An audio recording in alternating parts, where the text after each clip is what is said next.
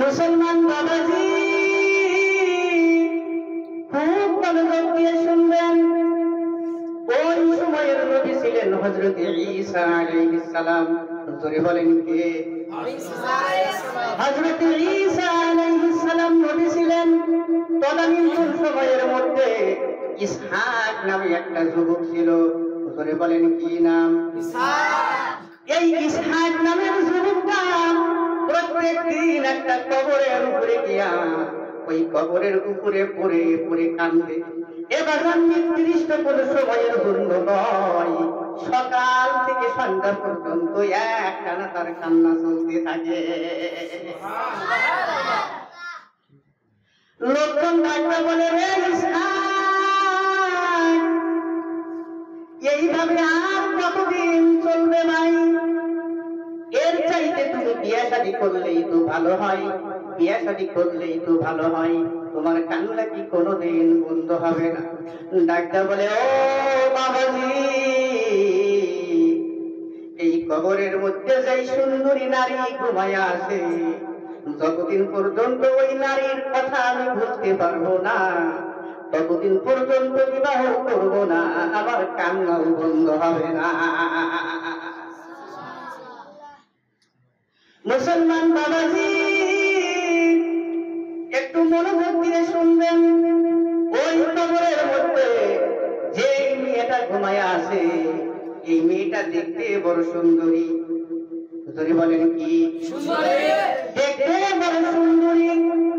সম্পর্কে ইসহাকের চাচাতো বোন হয়। জোরে বলেন কি হয়? সম্পর্কে ইসহাকের চাচাতো বোন হয়। ছোটকাল থেকে তার বড় পছন্দ ছিল। আহারে আস্তে আস্তে যখন বড় হলো, এবার কথা বলতে বলতে তার প্রেমে পড়ে গেলেন। এক সময় মুরব্বীদের কাছে বিবাহের প্রস্তাব দিলেন, কিন্তু মুরব্বীরা বিবাহ দিতে রাজি না। ইসহাক ও ছাড়ার পাত্র নয়। বহু চেষ্টা করার পরে বিয়েটা কোন রকম করে হলো, কিন্তু ভাগ্যে কুলালো না। মাত্র কয়েকটা দিন পরেই দেখা গেল এই মেয়েটা দুনিয়ার থেকে চিরবিদায় নিয়া ওই অন্ধকার কবরের মধ্যে ঘুমায়া গেল। কিন্তু ইসহাক তার বিবির জন্য পাগল হয়ে গেল। এই সুন্দরী বিবির কথা আর বলতে পারে না, দ্বিতীয় বিবাহের কথাও চিন্তা করতে পারে না। এই জন্য প্রত্যেক দিন ওই কবরের উপরে পড়ে পড়ে কান্দে। আহারে এইভাবে 1 বছর নয়, একটানা একটা যুগ 12টা বছর পার হয়ে গেল। মুসলমান বাবাজি এই 12টা বছর পরে একদিন ইসহাক কবরের উপরে পড়ে পড়ে আসমানের দিকে তাকায়া বড় করুণা করে কাঁদতেছিলে। ও আসমান জমিনের মালিক, এত সুন্দর পৃথিবী আমার জন্য অন্ধকার হয়ে গেল। এই পৃথিবীর মধ্যে কার জন্য আমি বেঁচে থাকবো বলো? আমার সুন্দরী বিবিটা তুমি ফিরাইয়া দাও, নইলে আজরাইল পাঠাইয়া দাও। আমার জানটাও তুমি কবজ করে নাও, আমি দুনিয়ার মধ্যে থাকবো না। ওই কবরের জগতে গিয়া আমার বিবির সাথে আমি দেখা করব। মুসলমান বাবাজি এইভাবে করুণা করে যখন কাঁদতেছিল, ইসহাকের কান্নার করুণা দেখে গাছের পাতা যেন ঝরে যায়। আহারে আল্লাহর কুদরত বোঝা যায় না। ঠিক এমন সময় দেখা যায় হযরত ঈসা আলাইহিস সালাম দাওয়াতি কাজের জন্য ওই জায়গা দিয়ে রওনা দিতে ধরে কোন সুবহানাল্লাহ। ডাকে বলে, রে ইসহাক, আমি বহুদিন তোমাকে কাঁদতে দেখেছি, বহুদিন তোমারে কাঁদতে দেখেছি, কিন্তু কোনদিন আমি কিচ্ছু বলি নাই। রে ইসহাক, আজকে তুমি এতই করুণা করে কাঁদতেছো, তোমার করুণা শুনে আমার কলিজা যেন ছিঁড়ে যায়। এই জন্য আমি একটা কাজ করবার চাই। তুমি যদি মনে করো তাহলে আমার আল্লাহর সাথে যোগাযোগ করে তোমার এই মরা বিবিকে আমি এক কোটি তাজা বানায়া দেব ধরে কোন সুবহানাল্লাহ وَإِذْ تُخْرِجُ الْمَوْتَى بِإِذْنِي وَإِذْ تُخْرِجُ الْمَوْتَى بِإِذْنِي মুসলমান বাবাজি এই আয়াতে কারিমার মধ্যে বলা হয় হযরত ঈসা আলাইহিস সালাম মরা মানুষকে তাজা বানায় এই কিরামতি তার কে দিছে আল্লাহ জোরে কোন আল্লাহ এই কিরামতি হযরত ঈসা নবীকে আল্লাহই দিছে মরা মানুষকে তাজা করতে পারে আরে ডাকতে বলতেছে রে ঈসা তুমি যদি মনে করো আমার আল্লাহর সাথে যোগাযোগ করে তোমার এই মরা বিবিকে আমি তাজা বানায়া দেব এবার ইসহাক পান ধরে ধরে ডাকতে বলে ও নবী আপনি যদি আমার জন্য এত বড় একটা কাজ করতে পারেন আমি আল্লাহর শুকর আদায় করব আল্লাহর শুকর আদায় করব আমি সারাটা জীবন আপনার চিরকৃতজ্ঞ হয়ে থাকব এবার হযরত ঈসা নবী আসমানের দিকে তাকায়া মুনাজাত দিলেন এবার নবীদের দোয়া কবুল আছে না নাই আছে একটু জোরে কোন আছে নবীদের দোয়া তো কবুল দোয়া ভাই হযরত ঈসা আলাইহিস সালাম আসমানের দিকে তাকায়া আল্লাহর সাথে যোগাযোগ করে আর কবরের দিকে তাকায়া বলে কুম ইয়া সাহিবাল কবরি বিইজনিল্লাহ কুম ইয়া সাহিবাল কবরি বিইজনিল্লাহ এ মুসলমান বাবাজি হযরত ঈসা আলাইহিস সালাম আল্লাহর কাছে মুনাজাত দিলেন দোয়া কবুল হয়ে গেল এক মুহূর্ত দেরি হলো না ডাক দেওয়ার সাথে সাথে ওই 12 বছর আগের কবরের ভিতর থেকে ইসহাকের বিবি নতুন বইয়ের মতো হাসতে হাসতে বের হলেন জোরে কোন সুবহানাল্লাহ এবার ডাকতে বলে স্বামী চলেন যাই ইসহাক বলে কোন জায়গায় কইটা আমরা আবার সংসার করব ডাকতে বলে বিবি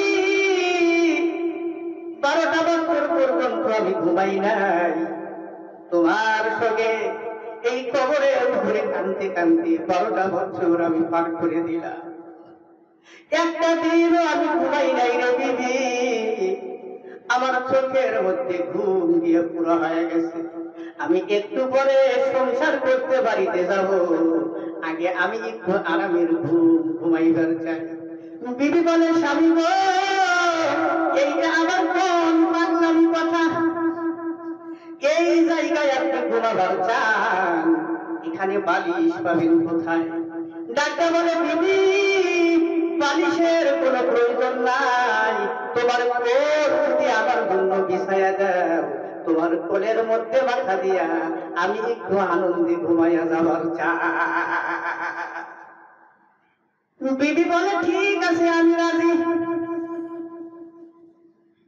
যেই বলল ঠিক আছে আমি রাজি এবার ইসহাক ওই বিবির কোলের মধ্যে মাথা দিয়া একটু আরামে ঘুমিয়ে পড়লেন একটু আরামে ঘুমিয়ে পড়লেন এমন সময় দেখা যায় কোন জায়গা থেকে এক রাজপুত্র চেহারা বড় সুন্দর ধরে বলেন কি চেহারা বড় সুন্দর কোন জায়গা থেকে এক রাজপুত্র দেখতে বড় সুন্দর এবার রাজপুত্রের চেহারা ভালো না খারাপ ভালো দেখতে বড় সুন্দর আল্লাহর কুদরত বোঝা যায় না কোন জায়গা থেকে এক রাজপুত্র চেহারা বড় সুন্দর একটা সুন্দর ঘোড়ার উপরে সওয়ার হইয়া ঠিক ওখান দিয়েই রওনা দিছে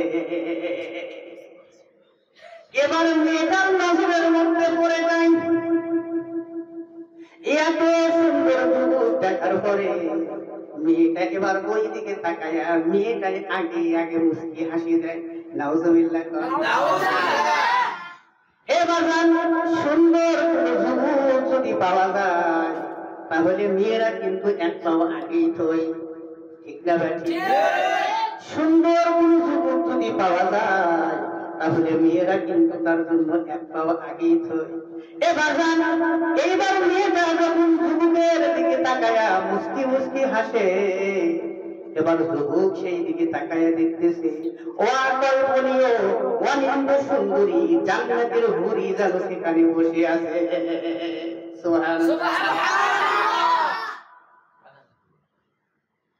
মুসলমান বাবাজি, এবার যুবক তাকাইছে যুবকের দিকে, যুবতীও তাকাই যুবকের দিকে, যুবক তাকাইছে যুবতীর দিকে, যুবতীও তাকাইছে যুবকের দিকে। একবারে খাপে খাপ, একজন আর একজনের দিকে যখন তাকায় আছে, এবার কল্পনার জগতের মধ্যে স্বপ্ন দেখতেছে। এরা যেন আর দুনিয়ার জগতের মধ্যে নাই, নতুন একটা প্রেমের সাগরের মধ্যে ডুবে গেছে। এ মুসলমান বাবাজি, একটু মনোযোগ দিয়ে শুনবেন। এই জন্যই তো নজরের হেফাজত করা দরকার, ঠিক না ভাই? এই জন্যই তো নজরের হেফাজত করা দরকার। আমার আল্লাহ বলেন, কুল্লিল মুমিনিনা ইয়াগুদ্দু মিন আবসারিহিম ওয়া ইয়াহফাযু ফুরুজাহুম। কুল্লিল মুমিনিনা ইয়াগুদ্দু মিন আবসারিহিম ওয়া ইয়াহফাযু ফুরুজাহুম। এই আয়াতে কারিমার মধ্যে বলা হয় নজরকে স্বাধীনভাবে ছেড়ে দেওয়া যাবে না, নজরের হেফাজত করা দরকার। এবার নজরের হেফাজত তারাই করতে পারে যারা আমার আল্লাহকে ভয় করে মুমিন হয়ে যায়। জোরে কোন সুবহানাল্লাহ। কিন্তু আজকে আমরা অনেকেই নজরকে স্বাধীনভাবে ছেড়ে দিয়ে রাখছি। এই নজরের সামনে যা পড়তেছে সব দেখতেছে, যা পড়তেছে সব দেখতেছে।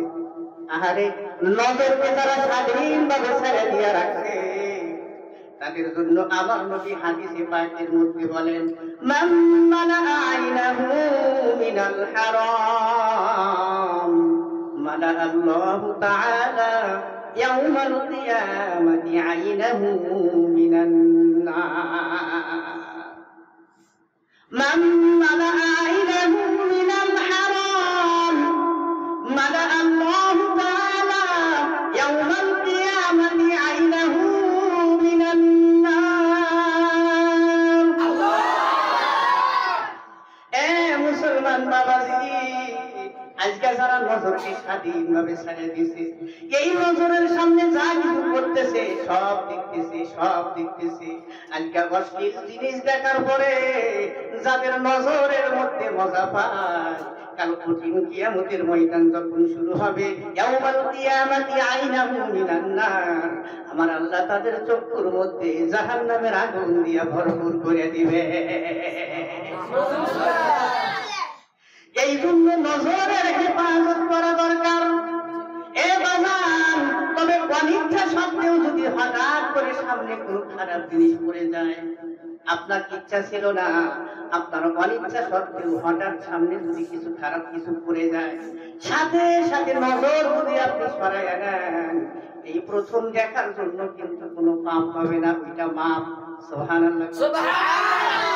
এখান থেকে অনেকে আবার সুবিধা পায়, মশলা বার করে নিছে, ডাকিয়ে কয়, হুজুর প্রথম নজর দেখা জায়েজ আছে, প্রথমবার দেখার মধ্যে কোনো পাপ নাই, এই জন্য প্রথম নজরের লাস্টিং পাওয়ার বাড়াইয়া দিয়া 1.5 ঘন্টা।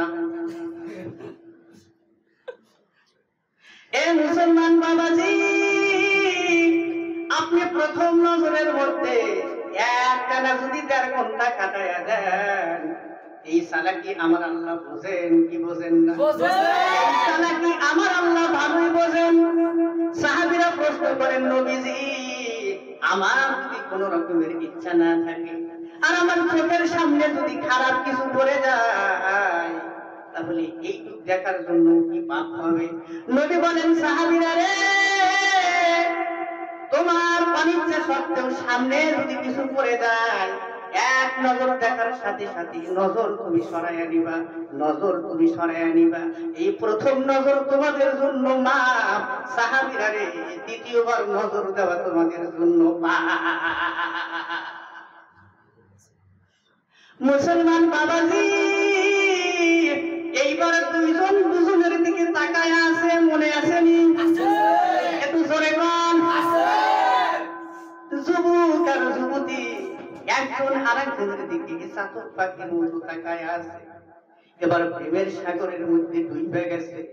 এবার মেয়েটা ওই পুরুষের দিকে তাকায়া মনে মনে ভাবতেছে, এত সুন্দর একটা যুবক যখন পাওয়া গেছে, তাহলে ওই স্বামীর সাথে আর আমি সংসার করবো না।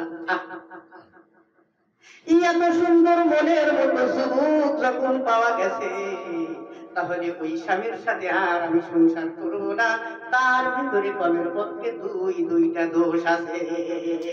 কয়টা? জোরে বল। তার সাথে সংসার করবো না, তার মধ্যে দুইটা দোষ আছে। প্রথম নাম্বার দোষ হলো তার চেহারা ভালো না, দেখতে শুনতে আমার পছন্দ হয় না।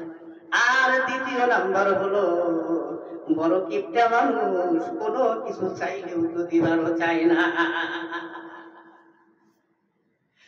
এখান থেকে আমি আমার মাদের জন্য বলতে চাই, ও মা একটু মনোযোগ দিয়ে শুনবেন। আপনার স্বামীর চেহারা যদি একটু খারাপ হয়, মারে ওই খারাপ চেহারার দিকে আপনি তাকাবেন না, ওই খারাপ চেহারার দিকে আপনি তাকাবেন না, ওই কথা কখনো মনের মধ্যে আপনি আনবেন না। স্বামীর চেহারা সুন্দর নয় বলে মন খারাপ করে বসে থাকবেন না। একটু চিন্তা করে দেখবেন গো মা, আমার আল্লাহ যদি ইচ্ছা করতেন ওই স্বামীর চেহারাটাই সুন্দর বানায়া আপনার চেহারাটাই কালো কুচ্ছিত বানাতে পারতেন। এই জন্য বলতে চাই মা, নিজের চেহারার অহংকার করে স্বামীর দিকে ছোট নজরে তাকালেন না। নিজের চেহারাটা সুন্দর বলে স্বামীর সাথে আপনি কখনো খারাপ ব্যবহার করেন না। ও মা, একটা বার কি মনের মধ্যে ভয় হয় না? একটু কবরস্থানের দিকে তাকাইয়া দেখবেন, আপনার চাইতে বহু সুন্দরী হাজার হাজার নারীর দেহ ওই কবরের মাটির সাথে মিশে গেছে। कैसे कैसे खूबसूरत हैरानिया शहजादिया, कैसे कैसे खूबसूरत हैरानिया शहजादिया, तन बदन सब बल दिया है सिकने सूरत क्या हुआ। এই জন্য বলতে চাই মা, এই দুনিয়ার জিন্দেগি কিন্তু বড় লম্বা সময় নয়। দেখতে দেখতে দুনিয়ার হায়াতের জিন্দেগি ফুরাইয়া যাবে। এক সময় আজরাইল আপনার কাছে চলে আসবে, আপনার জান কবজ করে নিবে, আপনি আর দুনিয়ার মধ্যে থাকতে পারবেন না। এই পৃথিবীর জমিন থেকে চির বিদায় নিয়া পৃথিবীর সব চাইতে বড় মিসকিন হইয়া ওই অন্ধকার কবরের মধ্যে কিয়ামত পর্যন্ত পড়ে থাকবেন। এই জন্য মা, দুনিয়ার কয়েকটা দিন একটু কষ্ট করে স্বামীর খেদমত আপনি করে যান, পরকালের জিন্দেগি শুরু হবে।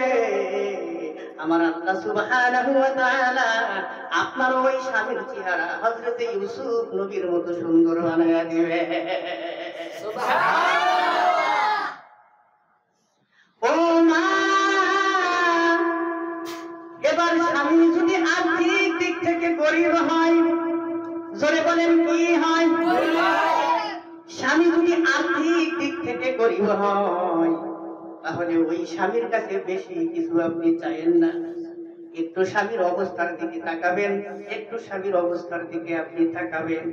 মা, অন্য মহিলার সাথে পাল্লা দিয়া বেশি বেশি স্বর্ণের অলংকারের জন্য পাগলামি করিয়েন না। ও মা, একটা বার কি মনের মধ্যে চিন্তা হয় না, ওই স্বর্ণের গহনা আর সাজ সজ্জা নিয়ে কেউ কিন্তু কোনোদিন কবরের মধ্যে যায় না। আপনার সংসারটা গরিব বলে ভালো খাবার পান না, ভালো কাপড় করতে পারেন না, এই জন্য মন খারাপ করে আল্লাহর কাছে আপনি অভিযোগ দিয়েন না। ও মা, না জানি কি কষ্টের মধ্যে আপনি পড়েছেন, নবীর বিবিদের চাইতে বেশি কষ্ট তো আর হয় নাই, ঠিক না ব্যাঠি? এবার নবীর বিবিদের চাইতে বেশি কষ্ট তো আর হয় নাই। মা আয়েশা হাদিস বয়ান করেন, শামাইলে তিরমিজির মধ্যে হাদিসগুলো আছে। মা আয়েশা বলেন, রে বিশ্ববাসী, আমরা যখন নবীর ঘরের মধ্যে ছিলাম, আমরা নবীর ঘরের মধ্যে এমন ভাবে জীবন যাপন করতাম, আমাদের এমন ভাবে সংসার চলত, বেশিরভাগ সময় দেখা যেত একটানা 2টা মাস পার হয়ে যেত। এই 2টা মাসের মধ্যে একটা দিনও আমাদের চুলা জ্বালানির কোনো ব্যবস্থা হতো না।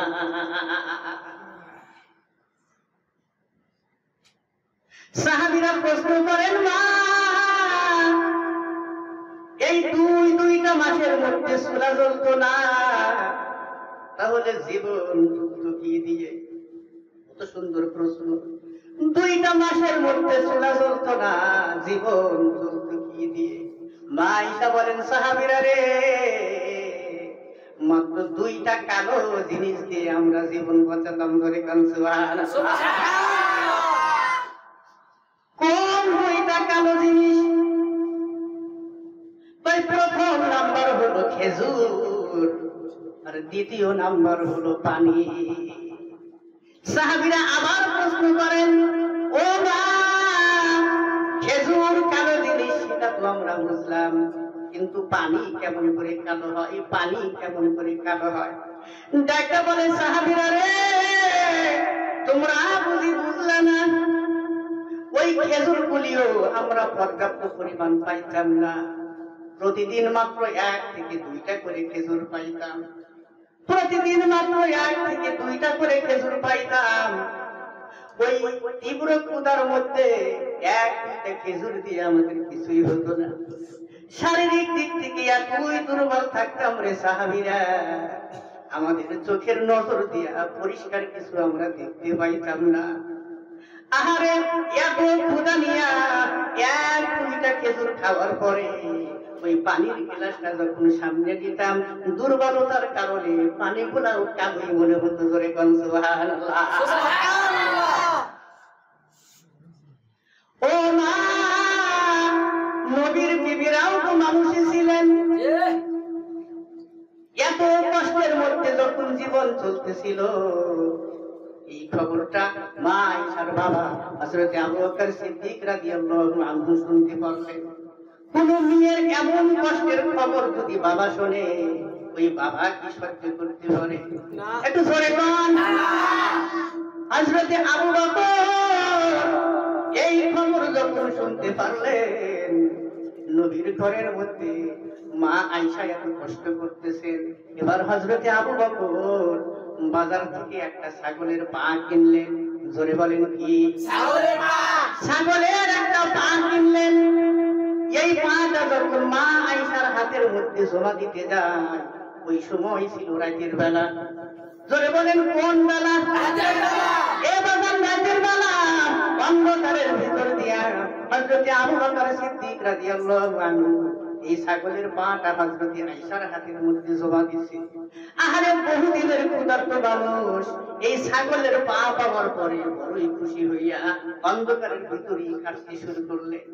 অন্ধকারের মধ্যেই যখন এই পা কাটতে শুরু করলেন, হযরত আবু বকর ডাকতে বলে, মা, অন্ধকারের মধ্যে তুই গোশত কাটিস না মা, অন্ধকারের মধ্যে গোশত কাটিস না মা, তোর হাত কেটে যাবে, তোর হাত কেটে যাবে। এ মা, তোর ঘরের মধ্যে কি বাতির কোনো ব্যবস্থা নাই? একটু বাতি জ্বালায়া তারপরে গোশত গুলি বানা। মা আয়েশা বলে, বাবাজি, আমাদের ঘরের মধ্যে বাতি ঠিকই আছে, কিন্তু বাতি জ্বালানোর মতো কোনো তেল আমাদের ঘরে না।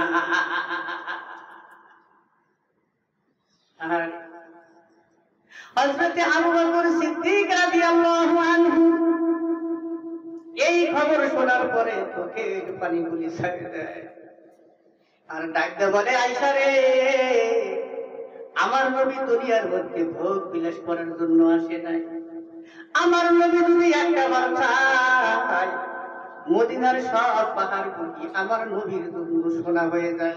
সুবহানাল্লাহ সুবহানাল্লাহ। আমার নবী যদি একটা বার চায় মদিনার পাহাড়গুলি আমার নবীর জন্য সোনা হয়, কিন্তু আমার নবী তা চান না। আমার নবী দারিদ্রতাকে পছন্দ করেন। আয়েশা রে, নবী আমার দারিদ্রতাকে পছন্দ করেন। এই জন্য নবীর ঘরের মধ্যে যতদিন থাকবা এই কষ্টই কিন্তু ভোগ করতে হবে। এই জন্য কি তোমাদের কোনো মন খারাপ? এই জন্যই কি মন খারাপ? একটু পরীক্ষা করার জন্য বলছে। মা আয়েশা বলে, বাবাজি এই জন্য আপনার কোনো চিন্তা করা লাগবে না, আমি মনের দিক থেকে কোনো দুঃখিত নয়। ও বাবা, আপনি একটা খবর শোনেন, আমরা নিজেরাও দুনিয়ার সুখ শান্তি বাদ দিয়ে দিছি। সুবহানাল্লাহ সুবহানাল্লাহ। আমরা নিজেরাও দুনিয়ার সুখ শান্তি বাদ দিয়ে দিছি। দুনিয়ার কয়েকটা দিন একটু কষ্ট করে যাব, আখিরাতের বাড়িতে আমরা চিরস্থায়ী সুখী হবার চাই। ধরে কোন সুবহানাল্লাহ। এই জন্য বলতে চাই মা, ওই রকম কষ্ট তো আপনাদের হয় নাই। এই জন্য দুনিয়ার কয়েকটা দিন একটু কষ্ট করে সংসারটা করে যান। আমলের জিন্দিগি নিয়ে যদি কবরের মধ্যে যান, পরকালের জিন্দিগি শুরু হবে। আর আপনাকে আল্লাহ গরিব রাখবে না, আপনাকে জান্নাতের মধ্যে নিয়ে স্বর্ণের বালা খানা দিয়ে খুশি করবেন। ধরে কোন সুবহানাল্লাহ। এবার আমি স্বামীদেরকে কিছু বলতে চাই। ভাইরা, আপনারাও বেশি বেশি কিপটামি করবেন না। বিবিদের খরগোশগুলি ঠিক মতো আদায় করতে থাকবেন। বিবিদেরকে কোনো দিক থেকে কষ্ট দেওয়ার চেষ্টা করবেন না। বিবিদের সাথে ভালো ব্যবহার করা কার আদেশ? আল্লাহ। জোরে বল আল্লাহ। এই জন্যই তো আমার আল্লাহ বলেন, ওয়াশিরুহুন্না বিল মারুফ ওয়াশিরুহুন্না বিল মারুফ। এই আয়াতে কারিমার মধ্যে বলা হয়, দুনিয়ার স্বামী জাতিদেরকে আমার আল্লাহ ডাক দিয়ে বলেন, রে দুনিয়ার স্বামীরা, তোমরা নারীদের সাথে দাসীর মতো ব্যবহার করো না। ধরে বলেন কিসের মতো? তোমরা নারীদের সাথে দাসীর মতো ব্যবহার করো না। তোমরা তাদের সাথে সব ব্যবহার করবে, আর কথা যখন বলবে মজা করে মুস্কি হেসে হেসে কথা বলবে। ধরে কোন সুবহানাল্লাহ। এই জন্য বলতে চাই ভাই, মেয়েরা যদি কোনো সময় আপনার কাছে কিছু চায়, এইটার জন্য মন খারাপ করবেন না ভাই, এটার জন্য মন খারাপ করবেন না।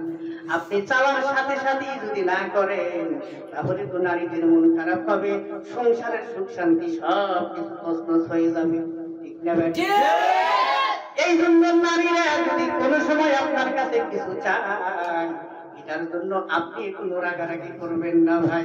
তবে আর্থিক অবস্থা যদি খারাপ হয়, আর্থিক অবস্থা যদি খারাপ হয়, আপনি দিতে যদি নাও পারেন, এটার জন্য কোনো ঝগড়াঝাটি করবেন না। এটার জন্য কোনো ঝগড়াঝাটি করবেন না। নারীদের নরম মনকে কিন্তু কথার পেছে ফেলাইয়াও খুশি করা যায়। অনেকে চিন্তা করতেছে, হুজুর ওইটাই তো দরকার, কথার পেছে ফেলাইয়া যদি খুশি করা যায়, ওইটাই তো দরকার। তাহলে ভালো করে শোনেন, 3 জায়গায় মিথ্যা কথা বলা আমার আল্লাহ ছুটি বানাইয়া দিছে। সুবহানাল্লাহ সুবহানাল্লাহ। কয় জায়গায়? 3 জায়গায় মিথ্যা কথা বলা আমার আল্লাহ ছুটি বানাইয়া দিছে। তার প্রথম নাম্বার হলো বইয়ের কাছে মিথ্যা কথা বলা যাবে। নবী বলেন, সাহাবীরা রে, নারীদের সাথে সব ব্যাপারে পরামর্শ করা যাবে, কিন্তু একান্ত গোপন কথা বলা যাবে না। নারীদের সাথে সব ব্যাপারে পরামর্শ করা যাবে, কিন্তু একান্ত গোপন কথা বলা যাবে না। কারণ সম্পর্কটা সবসময় ভালো যায় না, এক সময় গন্ডগোল হবে। ভিতরে যা আছে সব পকড়াইয়া দিয়া তোমাকে জেলখানার প্রহরী বানাইয়া দিবে। এই জন্য চিন্তার কোনো কারণ নাই। এই জন্য বইয়ের কাছে কিছু 70 বলা জায়েজ আছে। এই জন্য স্বামীদের জন্য চিন্তার কোনো কারণ নাই ভাই। আপনার কাছে যখনই কোনো কিছু চাবে আপনি দেওয়ার জন্য চেষ্টা করবেন, কিন্তু যদি না পারেন মন খারাপ করবেন না ভাই। চাওয়ার সাথে সাথে খুশি মনে আপনি রাজি হবেন। যদি বলে এইবার ঈদে আমাকে সুন্দর একটা হার বানিয়ে দেওয়া লাগবে, হ্যাঁ দেব। সুন্দর করে একটা বাড়ি করা লাগবে, হ্যাঁ করবো। এবার যত কিছু চাবে একটু খুশির জন্য খালি হ্যাঁ হ্যাঁ মেরে যাবেন। জীবনে একটাও যদি না দেন এই মিথ্যার জন্য আল্লাহ আপনাকে আসামি বানাবে না। জোরে কোন সুবহানাল্লাহ। মুসলমান বাবাজি, এবার যুবক আর যুবতী একজন আরেকজনের দিকে তাকায় আছে, মনে আছে? একজন আরেকজনের দিকে চাতক পাখির মতো তাকায় আছে। আর মেয়েটা মনে মনে চিন্তা করতেছে, এত সুন্দর একটা যুবক যখন পাওয়া গেছে, ওই স্বামীর সাথে আর আমি সংসার করবো না, আর সংসার করবো না। এমন সময় দেখা যায় যুবক প্রশ্ন করতেছে, রে সুন্দরী, তোমার কোলের মধ্যে ওইটাকে, তোমার কোলের মধ্যে ওইটাকে। ডাক্তার বলে, রে যুবক, এইটা তোমার এক্ষুনি জানার কোনো দরকার নাই, এক্ষুনি জানার কোনো দরকার নাই। আমাকে তোমার যদি পছন্দ হয় তাহলে এক্ষুনি ঘোড়ার উপরে উঠায়া নাও, এক্ষুনি আমরা এখান থেকে চলে যাব। বাকি কথাগুলি গোপন জায়গার মধ্যে হবে। ধরে কন্যা রসুলিল্লাহ।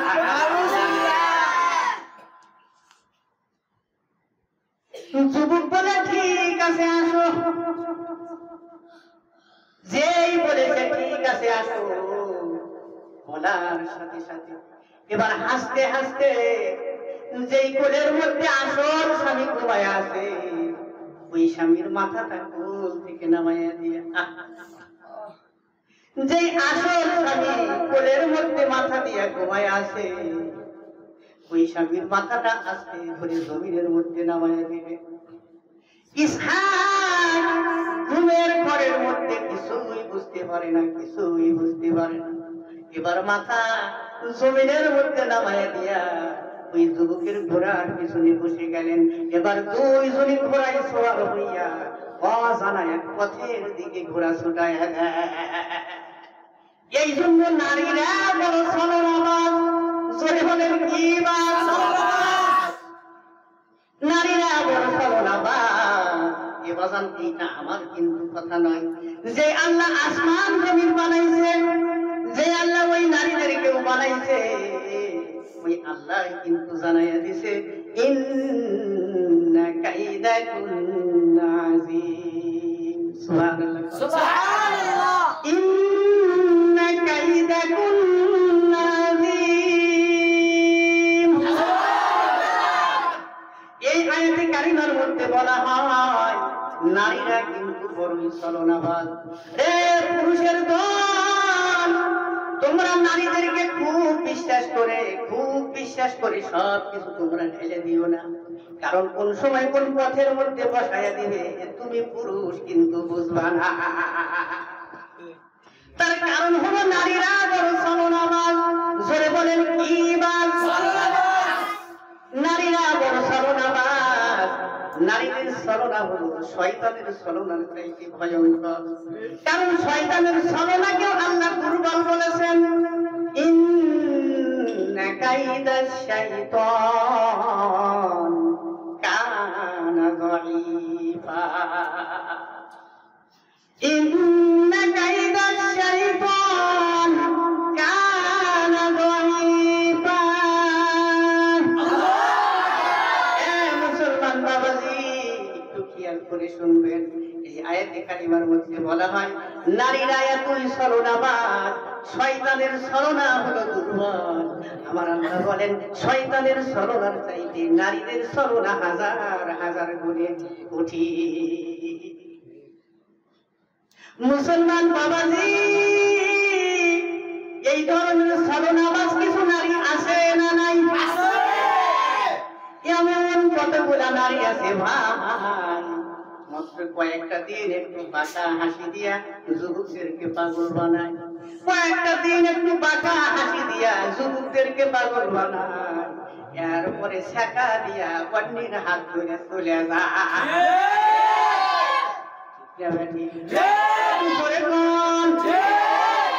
মুসলমান বাবাজি,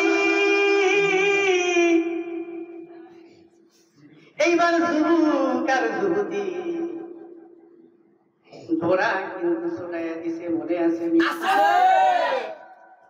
মুসলমান বাবাজি? এইবার যুবক আর যুবতী ওয়াসিনা পথের দিকে যখন ঘোড়া ছুটাইয়া দিছে, আল্লাহর কুদরত বোঝা যায় না, মাত্র 2 মিনিট পরে ইসহাকের ঘুম ভেঙে গেছে। সুবহানাল্লাহ, সুবহানাল্লাহ। মাত্র 2 মিনিট পরে যখন ইসহাকের ঘুম ভেঙে যায়, এবার তাকায় দেখতেছে বউ কি আর আছে ভাই না। এবার চারোদিকে তাকায়, কোনো দিকে তার বইয়ের কোনো খবর নাই। এবার আসমানের দিকে তাকায় কান্দে, ও আসমান জমিনের মালিক, এটা আবার কোন খেলা? এই দুনিয়াটা বাইরে পুতুল খেলা, এই দুনিয়াটা বাইরে পুতুল খেলা, খেলা এত নয় হয়েছে রোগের মেলা, কিছু হাসি কিছু কান্নাওয়ালা, এই দুনিয়াটা বাইরে পুতুল খেলা। মুসলমান বাবাজি, এবার ইসহাক চারদিকে তাকায়, কোন দিকে যখন তার বইয়ের কোনো খবর পাওয়া যায় না, এবার পাগলের মতো খুঁজতে শুরু করলেন। কেন পাগল হবেন না ভাই? যেই সমস্ত স্বামীদের বউ তুইয়া চলে যায়, তারাই বুঝতে পারে বউ যাওয়ার কি বেদনা।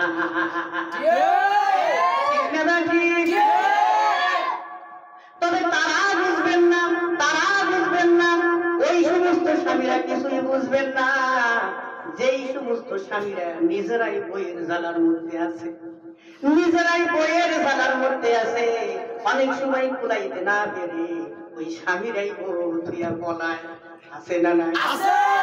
এই তো কয়েকদিন আগে একজন আমার কাছে এসে কাঁদতেছে আর অভিযোগ দেয়, কই হুজুর এই দেখেন আমার দাড়ি উপড়ায় দিছে, দাড়ি উপড়ায়। আমি বললাম তোমার মেশিন পাতি বুঝি নষ্ট হয়ে গেছে, এখন কাঁদতে কি আর লাভ আছে? তুমি বইরা যাও, তোমার কামনা দেখে কে? এ বাবাজি, এই ধরনের কিছু পড়া নারী আছে না নাই? আছে। এমন কতগুলা বদ মেজাজি নারী আছে ভাই, যারা স্বামীদেরকে তুলে আসার মাইবার চায়। আছে না না? ধরে কোন? এ বাবাজি, এমন কতগুলা নারী আছে যাদের সাথে কথা বলারই কোনো বুদ্ধি নাই, এতই করা মেজাজি। স্বামী যদি কোনো সময় খবর নেয়, এই শেফালি বাড়িতে বাজার আছে নাকি, এখন রান্না হবে কি দিয়া, ধমক দিয়ে সোনা দিয়া, সোনা দিয়া ভাত রান্না যায়। এতই করা মেজাজি ভাই, জিজ্ঞেস করলেও কই সোনা দিয়া। এই ধরনের করা মেজাজি বিবি যাদের ঘরের মধ্যে আছে ভাই, আমি তাদেরকে একটু বলতে চাই, আপনারা একটু ধৈর্যশীল হবেন, আপনারা একটু ধৈর্যশীল হবেন।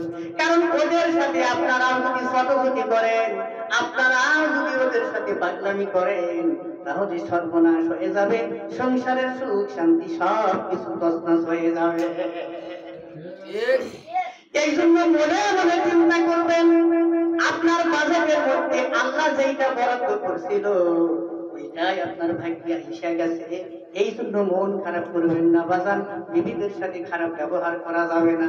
এই জন্য ওই সমস্ত পড়া বিবি যেই সমস্ত স্বামীর ভাগ্যের মধ্যে আইসা গেছে ভাই, আমি তাদেরকে একটু বলতে চাই, আপনারা খুশি মনে একটু ধৈর্য ধরবেন, একটু সবুর করবেন।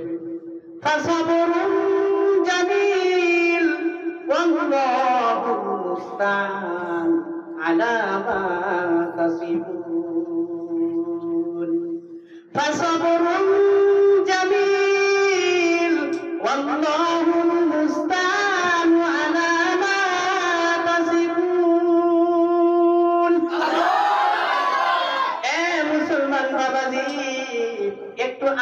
খুশির জন্য আপনি সবর করবেন, ধৈর্যশীল হবেন। আল্লাহর খুশির জন্য যদি ধৈর্য ধরা যায়, তাহলে আল্লাহর কাছে কিছু ফজিলত আছে না নাই? আছে। আল্লাহর কাছে পুরস্কার আছে না নাই? আছে। এ বাজার, আল্লাহর একজন ওলির নাম ছিলেন হযরত আবুল হাসান কিরকানি রাহমাতুল্লাহি আলাইহি। জোরে বলেন কি নাম? আবুল হাসান কিরকানি রাহমাতুল্লাহি আলাইহি। বহুত বড় বুজুর্গ মানুষ। এ বাজার শুধু বুজুর্গ না, এত বড় মাপের পীর ছিলেন, এত বড় মাপের পীর ছিলেন ভাই, হাজার হাজার মুরিদ তার কথা শোনার জন্য পাগল হয়ে যায়। কিন্তু ঘরের মধ্যে বিবি হলো আজরাইল। আল্লাহ বলি এত বড় বলি হলে কি হবে, কিন্তু তার ঘরের বউ হলো আজরাইল। একদিন হযরত ইমাম রাজি রাহমাতুল্লাহি আলাইহি, জোরে বলেন কি নাম? ইমাম রাজি রাহমাতুল্লাহি আলাইহি। হযরত ইমাম রাজি রাহমাতুল্লাহি আলাইহি, তিনিও তদানীন্তন সময়ের বহুত বড় বুজুর্গ ছিলেন। তিনিও বহুত বড় একজন আলেম। বিশেষ একটা প্রয়োজন নিয়ে আল্লাহর ওলির সাথে দেখা করার জন্য তার বাড়িতে আসলেন। এবার ঘরের ওই গেটের সামনের থেকে সালাম দিয়া ডাক দেয়, খেরকানি হুজুর বাড়িতে আছেন নাকি? ও খেরকানি হুজুর বাড়িতে আছেন নাকি? ভিতর থেকে আজরাইল উত্তর দেয়, এটা আবার কোন পাগল আইলো, কোন পাগল আইলো? সে আবার হুজুর হয়েছে কবে? আমি নিজেই তো হুজুর বলে মানি না, এ তো আধা পাগল। তার মানে এক পাগলের কাছে দুনিয়ার সব পাগলের ভিড়।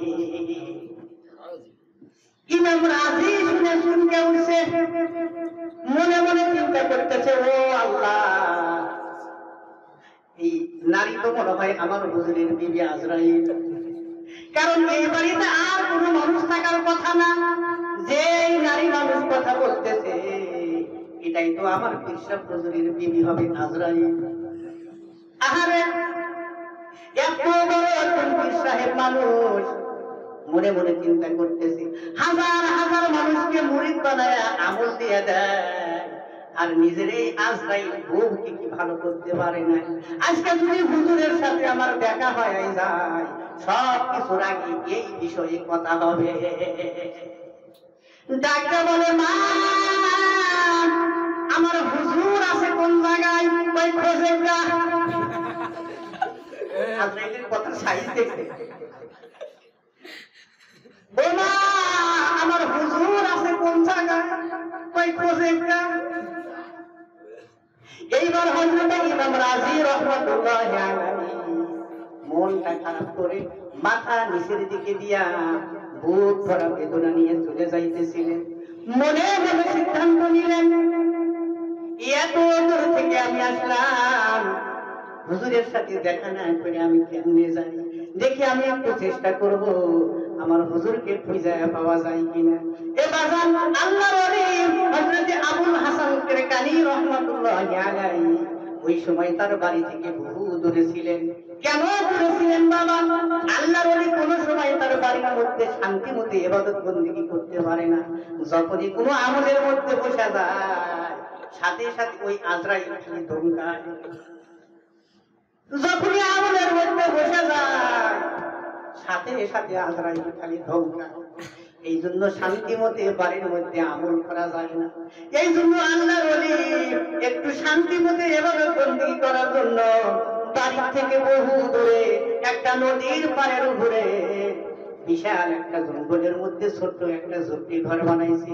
ওই ঝুপড়ি ঘরের মধ্যে নিরালাই একা একা গোপনে বসে বসে আল্লাহরে ডাক দিছে, লা ইলাহা ইল্লাল্লাহ, লা ইলাহা ইল্লাল্লাহ, লা ইলাহা ইল্লাল্লাহ, লা ইলাহা ইল্লাল্লাহ, লা ইলাহা ইল্লাল্লাহ, লা ইলাহা ইল্লাল্লাহ, লা ইলাহা ইল্লাল্লাহ। আল্লাহ কেমন চিনলি না, অমন আল্লাহ কে তুই চিনলি না, হাই হাই মরণের কথা কেন ভাবলি না। ওই কবরের মাঝে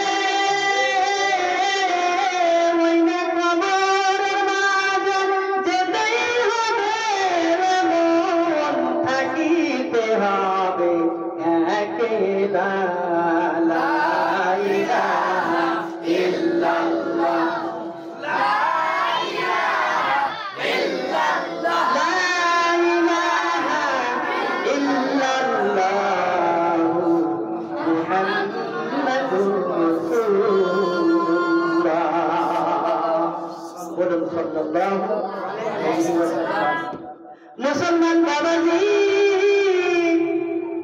এবার ওই ঝুপড়ি ঘরের মধ্যে আল্লাহর নবী বসে বসে গোপনে গোপনে আল্লাহর সাথে যখন কথা বলতেছিলেন, এমন সময় ইমাম রাজি রাহমাতুল্লাহি আলাইহি বহু কষ্ট করে তাকে খুঁজতে শুরু করলেন। আল্লাহর নবী তার ওই ঘরের ভিতর থেকে বুঝতে পারতেছে ইমাম রাজি আমাকে খুঁজতেছে, আমি বহু দূরে আছি, ইমাম রাজি খুঁজতে খুঁজতে হয়রান হয়ে যাবে, আমার কোনো সন্ধান পাবে না, আমার কোনো সন্ধান পাবে না। এই জন্য আমি নিজে গিয়ে তার সাথে একটু দেখা করি। এই যে ইমাম রাজি বহু দূরে তারে খুঁজতেছে, এইটা আল্লাহর ওলি ওই ঘরের ভিতরে থেকেই দেখতেছে। জোরে বলুন সুবহানাল্লাহ। এবার ইমাম রাজির সাথে দেখা করবেন। এবার ওই জঙ্গলের মধ্যে হাজার হাজার বাঘ ভালুক ছিল। একটা বাঘের দিকে হাতের আঙ্গুল দিয়ে ইশারা করলেন, সাথে সাথে দেখা গেল ওই বাঘ কাছে এসে ঘোড়ার মতো দাঁড়ায় গেল। জোরে বলুন সুবহানাল্লাহ। এবার বাঘের পিঠে বসে বিরাট বিশাল একটা সাপ, এই সাপের মুখ হাতের মুঠির মধ্যে নিয়ে, সুবহানাল্লাহ বিশাল বিশাল একটা সাপ, এই সাপের মাথা হাতের মুঠির মধ্যে নিয়ে চাবুক বানায়া, এই চাবুক দিয়া বাঘের পাশায় পিটায়া পিটায়া ইমাম রাজির দিকে আসতেছে। এবার বহুদূর থেকে ইমাম রাজি রাহমাতুল্লাহি আলাইহি দেখতেছেন, ওরে সর্বনাশ, যে বাঘ মানুষকে খায়া ফেলায় ওই বাঘের পিঠে ঘোড়ার মতো বসে গেছে, বিশাল একটা সাপ দিয়ে চাবুক বানায়া যে মানুষ এইভাবে আমার দিকে আসতেছে। ইমাম রাজি মনে মনে মুস্কি মুস্কি হাসে, হুজুর আগে কাছে আসুন। তার ভিতরে একটা প্রশ্ন জাগে, ও হুজুর, বাঘ পর্যন্ত আপনার কথা শোনে, বাঘ তার পিঠে আপনাকে বহন করে, সাপ পর্যন্ত আপনার চাবুক হয়, একটা বার আপনাকে কামড় দেয় না, আপনি এত কিছু করতে পারেন, নিজের ঘরের বউ আজরাইলকে কেন ভালো করতে পারেন না? মনে মনে এই প্রশ্ন বলতে বলতে হুজুরের সামনে হাজির। ডাক্তার বলে, ও ইমাম রাজি, তুমি কখনো আমাকে পাইতে না, আমি বহু দূরে ছিলাম, বহু দূরে ছিলাম, তুমি খুঁজতে খুঁজতে সন্ধ্যা হয়ে যেত, আমার কোনো খবর তুমি পাইতে না, কিন্তু আমি ওই ঝুপড়ি ঘরের ভিতরে থেকে দেখলাম তুমি পাগলের মতো আমাকে খুঁজতেছো, এই জন্য নিজেই দেখা করার জন্য আসলাম। শুনে ইমাম রাজি চমকে যায়। ডাক্তার বলে, হুজুর, আপনি কত দূর থেকে এইটা কেমনে জানলেন? আমি যে আপনাকে বুঝতেছি, এইটা আল্লাহ ছাড়া আর দুনিয়ার কেউ জানে না, আপনি কেমনে জানলেন? আল্লাহর ওলি মুস্কি মুস্কি হাসে আর ডাকে বলে, রে ইমাম রাজি, শুধু এই খবর নয়, তোমার দিলের ভিতরে কোন প্রশ্ন ঘুরতেছে আমি তা পর্যন্ত জানি। ধরে সুবহানাল্লাহ। তাই নাকি হুজুর? তাহলে একটু বলেন তো দেখি, আমার মনের মধ্যে কোন প্রশ্ন ঘুরতেছে? ডাকতে বলে, ইমাম রাজি রে, তুমি আমার বাড়ি থেকে মন খারাপ করে যখন আসতেছিলে, ওখান থেকেই তোমার প্রশ্ন শুরু। আবার আমি যখন বাঘের পিঠে সওয়ার হইয়া সাপ দিয়ে চাবুক বানায়া এইভাবে যখন তোমার দিকে আসতেছিলাম, তখন তুমি মনে মনে চিন্তা করতেছো, আমি এত কিছু করতে পারতেছি, কিন্তু আমার ঘরের বউ কেন ভালো করতে পারি না? ওই হুজুর, ওয়াল্লাহি আকসাম, আমি আল্লাহ নামের কসম করে বলি, আসলে আপনি ঠিকই বলেছেন, আমার ভিতরে এই প্রশ্ন।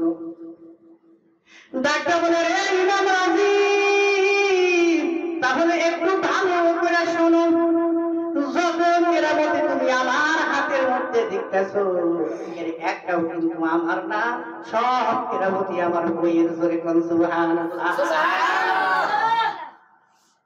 ওই সর্বনাশ, এইটা আবার ওই আজরাইলের কেমনে কেরামতি হয়? সে তো একটা আজরাইল, ঘোড়া বাঘ বানায়া মাহবুব বানায়া আপনি ব্যবহার করতেছেন, আর আপনার আজরাইলের কেরামতি কেমন করে হয়?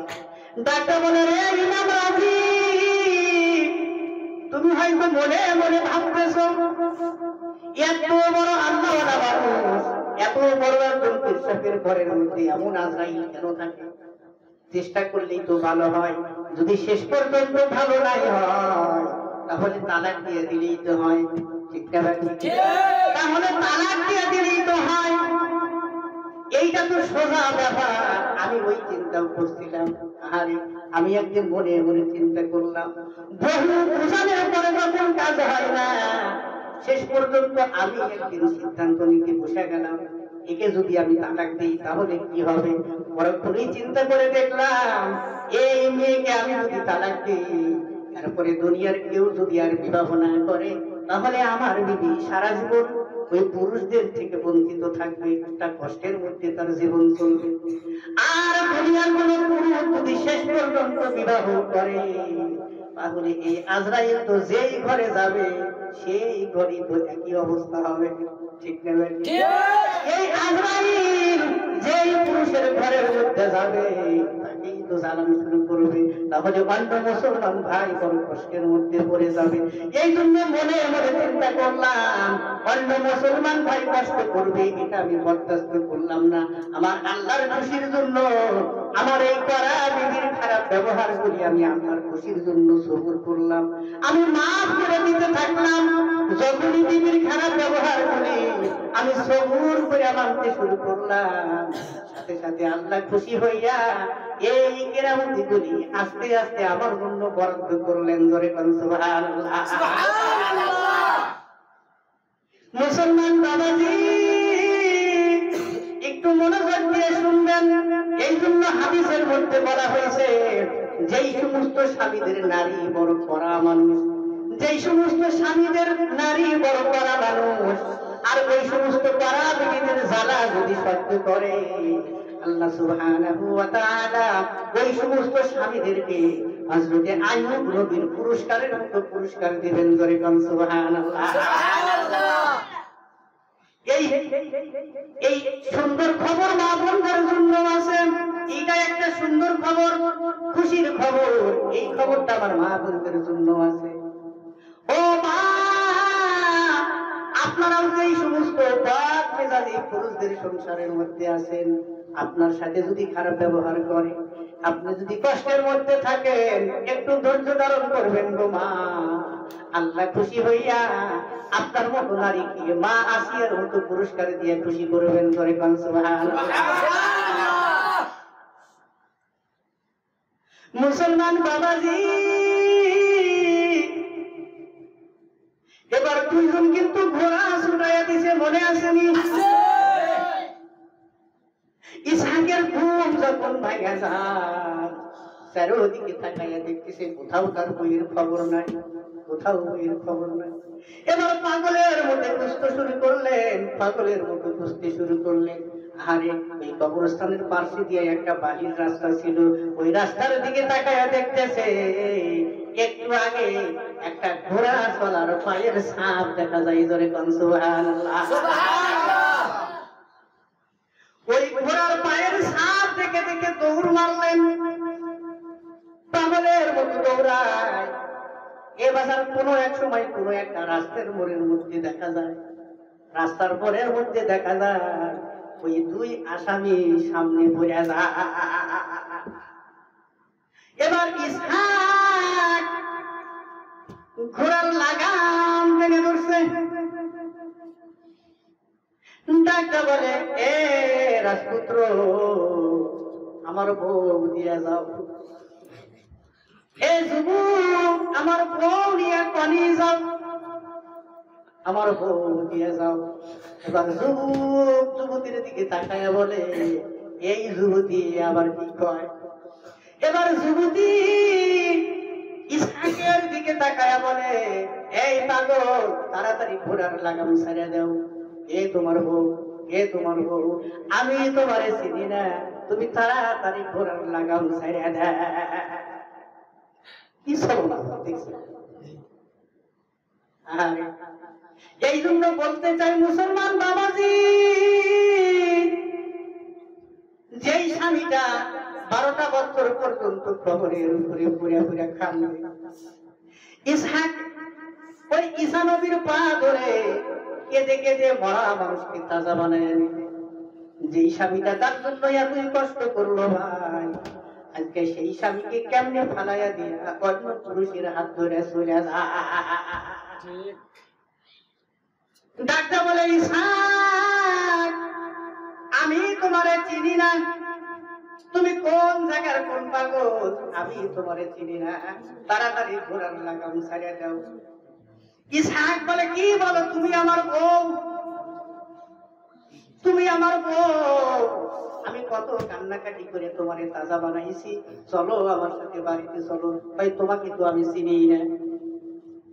এবার ঘোড়ার লাগাম যখন ছাড়ে না, এবার ওই 3 জনের মধ্যে যখন তর্ক বিতর্ক চলতেছিল, এমন সময় দেখা যায় ওই হযরতে ঈসা নবী দাওয়াতি কাজের থেকে আবার ওখান দিয়ে রওনা দিছে। জোরে কোন সুবহানাল্লাহ।